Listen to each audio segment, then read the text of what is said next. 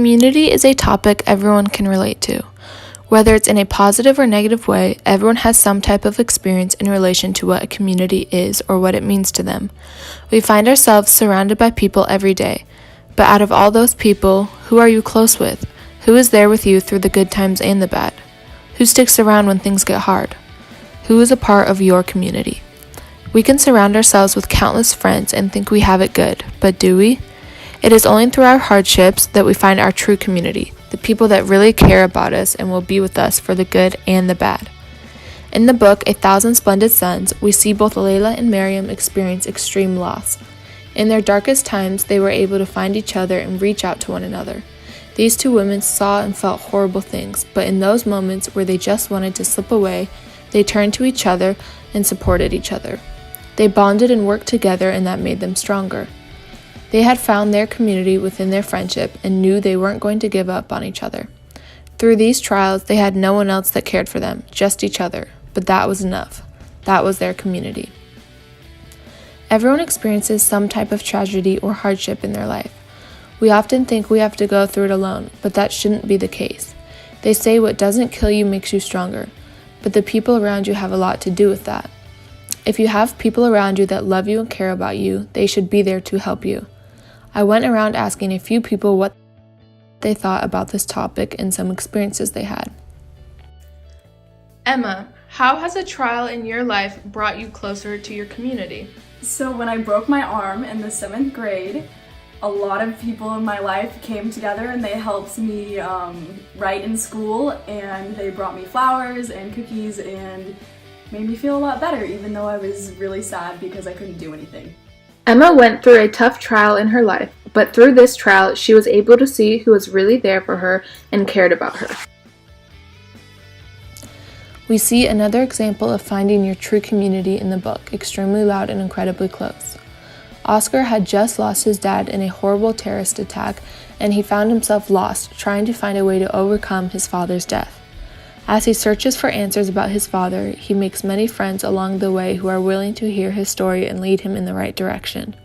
Throughout this journey, he feels he's meeting tons of nice people willing to talk to him, but he feels like he's slipping away from his mom and starts to believe that she doesn't care about him or his dad's death, when really in the end it was Oscar's mother who had been supporting him all along and he didn't even know it. Oscar had built up this wonderful community of people who took time to be with him and help him, but in the end he realized his mother was the basis of this entire community and group of people who wanted to be there for Oscar. He had faced a trial so difficult, yet during that time it became clear to him who was really going to be there for him no matter what. In a TED Talk given in 2016, a man who grew up in a broken home shares his experience on what it is to build a community. He shares this. But I was just a boy. I had nothing. And yet these people revealed their charity and friendship to me. It is something I wanted all along. So by creating a community from my friends, by nurturing these relationships with talks, games, church events, sharing in hopes and fears along with laughters and tears, I began to bond with these people. And the more I bonded with them, the more connected I felt to them.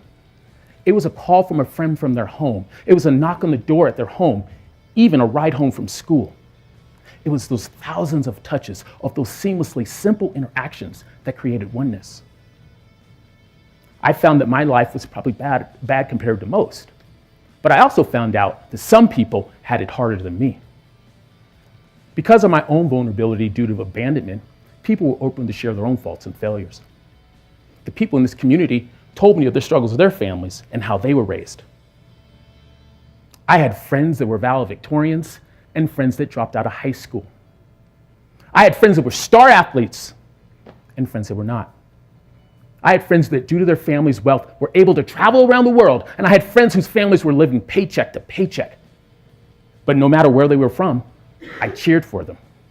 I'd love to see my friends do great. I go to their recitals, their plays, their award ceremonies. I did whatever I could to support my friends. I learned that everyone wants someone to be cheering in their corner. This man grew up with no family, going in and out of homes and juvie, but even with all of that, he was able to recognize who was reaching out to him. He made friends who saw his struggles and reached out to him. He was able to bond with others and could relate to what others were going through. He had finally felt that feeling of a true community. Not only did people reach out to him, but he saw that others were experiencing the same things, sometimes even worse than what he went through. He saw this and knew he needed to reach out himself in order to comfort those in need, to bring a community to them.